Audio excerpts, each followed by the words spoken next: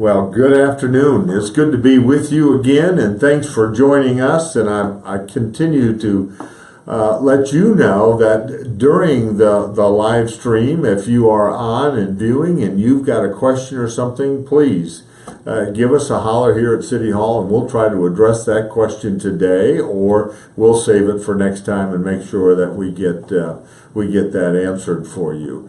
At the same time, we've got a couple of other dates sitting out there. We'll be back with you on the 12th of April, and we'll be back with you on the 26th. Our agenda today, we're going to cover a little bit of things that happened at City Council on Tuesday night. We have got some joint transportation meeting recap for you, and we've got some dates and some wonderful things that are coming up during the month of April. So let's go to Tuesday night at our City Council meeting. There were 4 public hearings, the first of which was the proposed annexation of a little over 8 acres.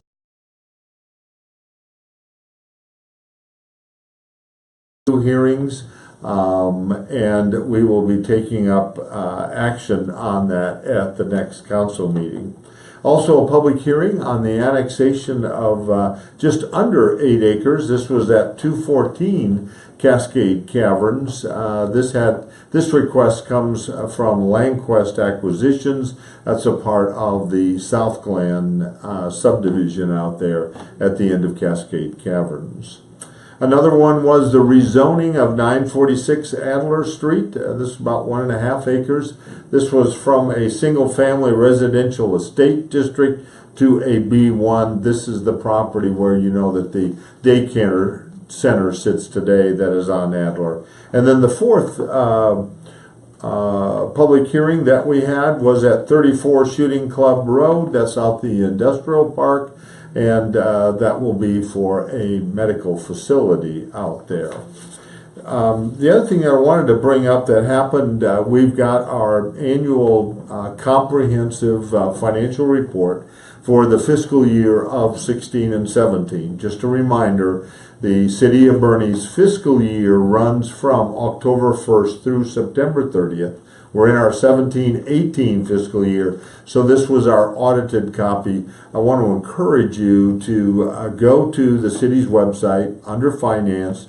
You'll find the complete 150 pages. I dare say some of that you might want to just flip the page through it, but there's some awfully good and interesting information that comes as a result of our audit and the job that our finance committee and our city manager and staff do to make sure that we are fiscally sound in everything that we do here. The other thing I wanted to bring up, I mentioned to you that we'd be talking about our joint transportation meeting. I'm very proud to say that this is our 4th meeting that we have had, and these are joint meetings with TxDOT, with the school district, City of Fair Oaks, Kendall County, and the City of Boerne, and it is all of their elected officials and their boards and commissions that get together. We get an updated report. We get to ask Q&A on every one of these through to TxDOT. Usually there are updates. We started this about 5 years ago. Again, I mentioned that this was the 4th one. But this is a great way to show a unified effort as to priorities that we feel in this region for TxDOT. And it has helped us to be able to establish a very good relationship with TxDOT. There's approximately, I know mobility is an issue, there's about $60 million worth of road work that is being done right now in this area, and there is another $100 million that's going to get started in the next couple of years. Some of those projects, I know many of you travel I-10 going to San Antonio, so you've got the IH-10 Fair Oaks Parkway. That is a $7.6 million project, and it is anticipated right now mid-2018. So here in the next few months, that project will be complete. The other one is that Scenic Loop, working on that project. That's a $65 million project of a long stretch of roadway. That'll be done by mid-2021. And then there is the Scenic Loop one that we know right there next to Cascade Cavern, Scenic Loop, Jennings Anderson, the Nissan dealership right there in that intersection. That was an $11.6 million project, and that too will be done about mid-2018, so just a few months away. Remember here last year, TxDOT had come in and had carved out and repaved then the roads from Bandera, from HEB down to Main Street, and then on River Road out to Herf Road. Now they're going to do Main Street. They're going to start here in just another week. All that work will be done at night, but they will go from Bandera Road on the south side all the way out to I-10, 87 and I-10 as we go through Main Street. So if you're traveling at night, going down Main Street, just be aware that there will be construction there, and that's about a $2 million project, and it will certainly help our road condition on what we call as Main Street. The other one, we've been talking to TxDOT for some time through these joint meetings about some safety places that we are concerned about for pedestrians or folks that use our trail system.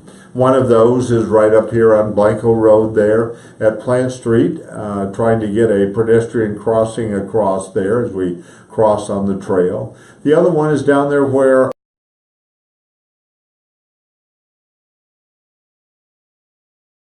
our bathrooms at Plant, so we could get a little, there's a number of different alternatives that we have, from flashing lights to a design on the roadway and whatever have you. And the other one is at Main Street in Hickman.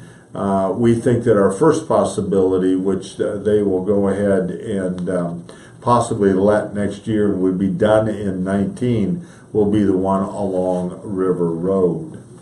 The other projects that are coming up, that is the 46 expansion at Esser to Ammon Road. We've been talking about this a long time. There are going to be 4 11-foot lanes, 2 lanes of traffic going each way. There will be 1 12-foot continuous 2-way turn, right or left, in that stretch of roadway. 2 bike lanes, and then curbs and sidewalk on both sides that entire distance. That is going to let, or they're going to go out to bid, is what that means in TxDOT terminology. In June of 18, it's an $11 million project, and it is an 18-month project. Yes, it's going to cause some pain. Yes, it's going to cause some distraction right smack there where we've got an awful lot of traffic right now, but 19 months from now, we won't even remember that it happened, and we'll be thankful that we have that. That pretty much concluded that. That report also is on our website, so you can go in and you can look at that full report. I just quickly grabbed the highlights off of that. The other one is April tends to be a pretty busy month for activity in and around Boerne. Next Saturday, gathering out at Cibolo Nature Center, on Saturday, April the 7th. If you're a volunteer and want to do some pickup for the wonderful Keep Boerne Beautiful, which we have won state prizes for all the work that we do. If you need some community service, you students for Honor Society or whatever have you, this is a great time to do that. They're going to gather out there at 8 a.m. at the Cibolo Nature Center next Saturday, the 7th. Later on that afternoon, if you enjoy some home brews or from microbreweries, there is the 7 o'clock. There'll be over 20 different craft breweries there with samples of their beer that they've got, and that will be at the square on the 7th of April. On the 21st, as you know, there is the wonderful Corvette show. We block off Main Street Everybody wants to come down and look at those wonderful Corvettes that people have been able to maintain and restore over all of this time. And it's a great time to interact with some of those people that have got those vehicles. We always do a welcome on Sunday morning, and we get a mayor's choice as we take a look at those vehicles as well. And then we've got on the 23rd, Monday the 23rd of April, starts our early voting, goes through May the 1st. Election day then is on May the 7th, I believe. And we've got one city council seat that is up for an election. There are two candidates there. Study, be engaged, make sure that you vote. And that brings us up to this Sunday. I want to wish everybody an opportunity to have a wonderful Easter weekend. Myself and Carol plan on going to church first thing on the morning on Sunday morning, and then we will have our kids and our grandkids over for lunch, and always fun to sit in the backyard and watch those grandkids squeal and run around in the grass and around the tree and look for those Easter eggs and all the other treats that we hide. So I want to wish you and your family the very best to enjoy this Easter weekend. Thank you so much for joining us. We'll see you in a couple of weeks. Have a great day. Bye-bye.